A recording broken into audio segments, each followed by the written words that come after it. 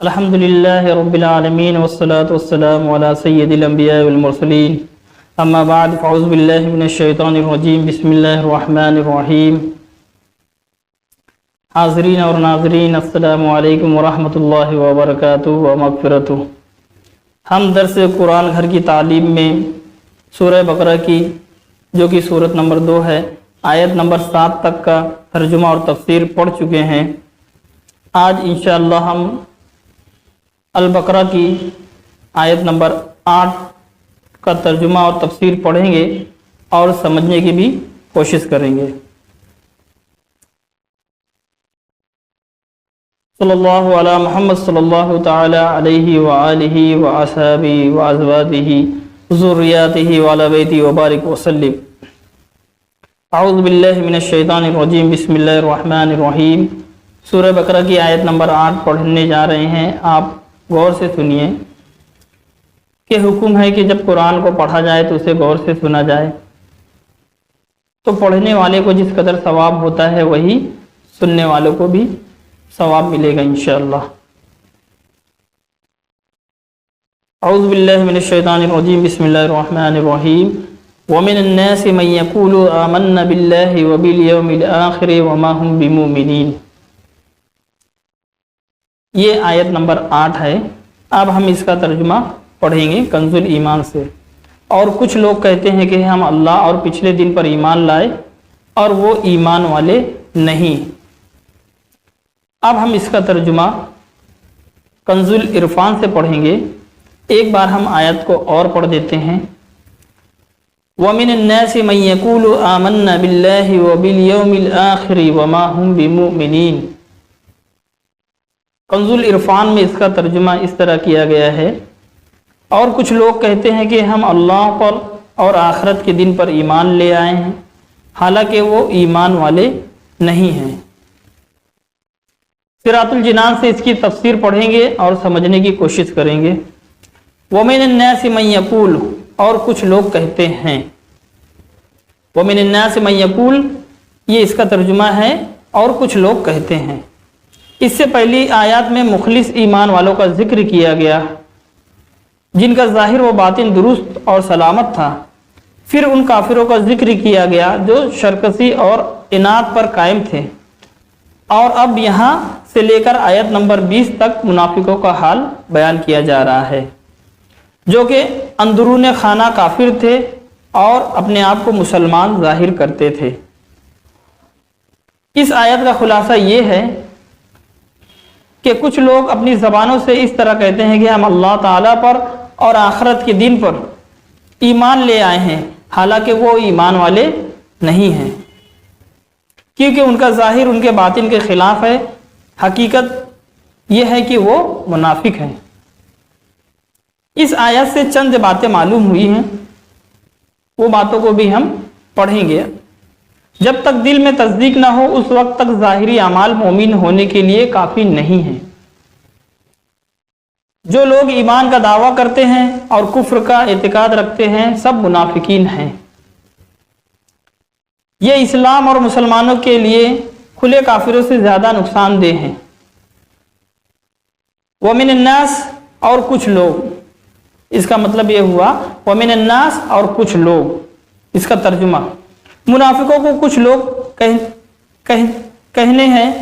اس میں کہنے میں اس بات کی طرف اشارہ ہے کہ یہ گروہ وہ بہتر صفات اور انسانی کمالات سے ایسا عاری ہے کہ اس کا ذکر کسی وصف و خوبی کے ساتھ نہیں کیا جاتا، بلکہ یوں کہا جاتا ہے کہ کچھ لوگ ہیں۔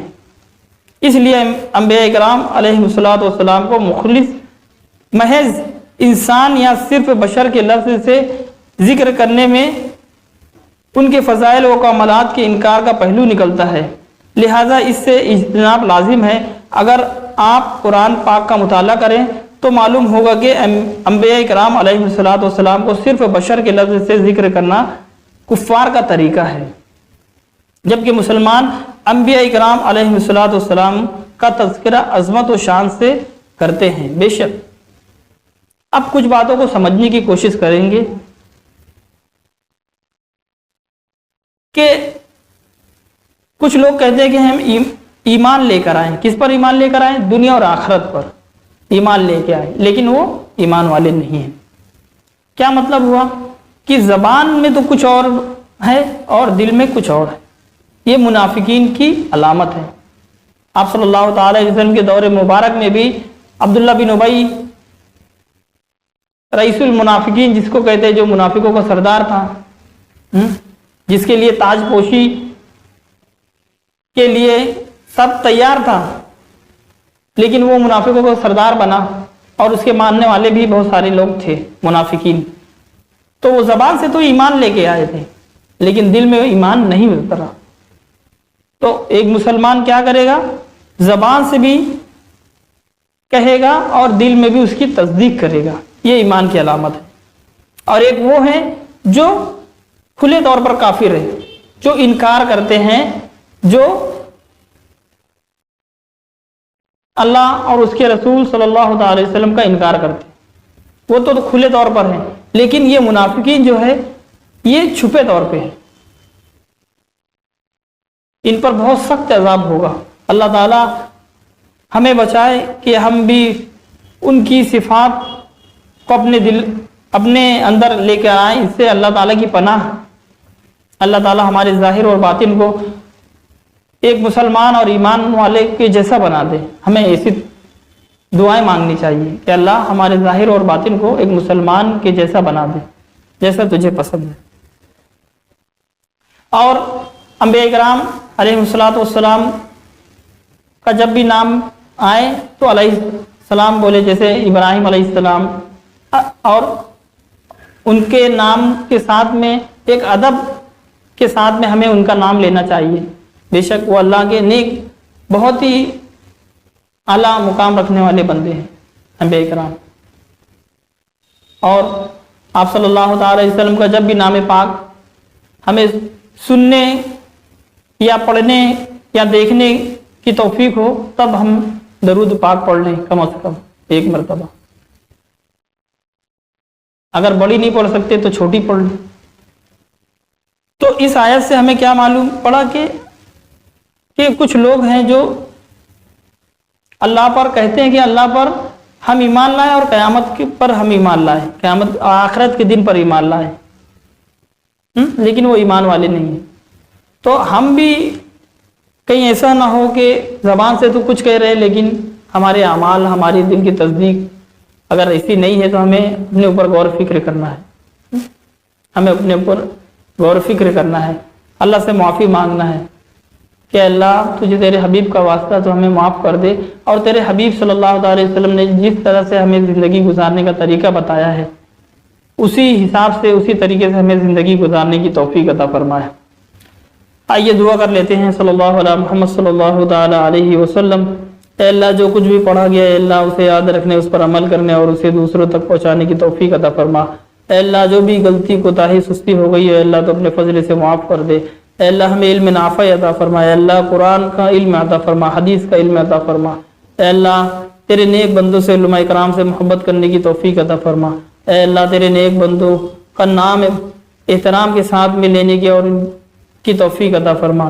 اے اللہ تو اپنے فضل سے ہمیں تیرے نیک بندوں کے صدقے و طفیل معاف کر دے. اے اللہ تجھے تیرے حبیب کا واسطہ ہماری تمام تر ٹوٹی پھوٹی دعاؤں کو شرف و قبولیت عطا فرما. ہمارے والدین کی، سارے مسلمانوں کی، ہمارے زندوں کی، مردوں کی، سب کی مغفرت فرما. حضرت آدم علیہ السلام سے لے کر ابھی تک جتنے مسلمان آئے ہیں، جو موجود ہیں، جو قیامت تک آئیں گے، میرے مولا ان سبوں کی مغفرت فرما دے. ان اللہ و ملائکتہ یصلون علی النبی یا ایھا الذین آمنوا صلوا علیہ وسلموا تسلیما. صلی اللہ علی محمد صلی اللہ تعالی علیہ وآلہ وبارک وسلم. الا ان اولیاء اللہ لا خوف علیہم ولا هم یحزنون الذین آمنوا وکانوا یتقون. سبحان ربک رب العزۃ عما یصفون وسلام علی المرسلین والحمد للہ رب العالمین. آمین یا رب العالمین. اس آیت میں ہم تو دیکھ چکے ہیں، اب اس کا ترجمہ ہم انگلش سے بھی پڑھ لیں گے ایک بار تاکہ ہمارے دماغ میں بیٹھ جائے کہ اگر ہم انگلش میں بھی پڑھ رہے ہیں تو کچھ ہمارے دماغ میں وہ بیٹھ جائے کہ کس طرح سے یہ آیت کا ترجمہ انگلش میں کیا گیا ہے. ہم اس میں مس کر دیے ہیں अभी हम इसको एक बार इंग्लिश में भी पढ़ देते हैं, आप सुनिए। وَمِنَ النَّاسِ مَن يَقُولُ آمَنَّا بِاللَّهِ وَبِالْيَوْمِ الْآخِرِ وَمَا هُم بِمُؤْمِنِينَ, and some people say that we believe in Allah and the last day and they are not believers. हम कुछ इसके वर्ड की मीनिंग भी समझ लेंगे इसमें। एंड का मतलब होता है और, सम का मतलब होता है कुछ, पीपल लोग को बोलते हैं, से का मतलब होता है कहना, वी बिलीव का मतलब ईमान होता है, वी का मतलब होता है हम, लास्ट डे मतलब कयामत का दिन या आखरत का दिन, हाँ, जो 50,000 सालों का है। हमने उलमा इकराम से सुना है कि एक दिन 50,000 साल का होगा, हाँ। And they are not believers, और वो ईमान वाले नहीं हैं। तो एक बार इसका तर्जुमा फिर से पढ़ देते हैं। And some people say that we believe in Allah and the last day and they are not believers. तो हमने इसके कुछ मीनिंग भी समझ लिए हैं, लेकिन कुरान का तर्जुमा आप जो तर्जुमा दिया है सिर्फ उसी को पढ़िए, अपने तरफ से दिमाग ना लगाइए, इसलिए कि हम सिर्फ मीनिंग समझ लिए हैं, बाकी तर्जुमा जो है इमाम अहले सुन्नत इमाम अहमद रज़ा रज़ी अल्लाह ताला अन्हु का तर्जुमा कंजुल ईमान वही पढ़ें आप, और ट्रांसलेशन इंग्लिश का ही पढ़ें। सल्लल्लाहु अलैहि हबीब सल्लल्लाहु अलैहि मुहम्मद सल्लल्लाहु ताला अलैहि वसल्लम, वमा अलैना इल्लल बलाग। अस्सलामु अलैकुम व रहमतुल्लाहि व बरकातहू।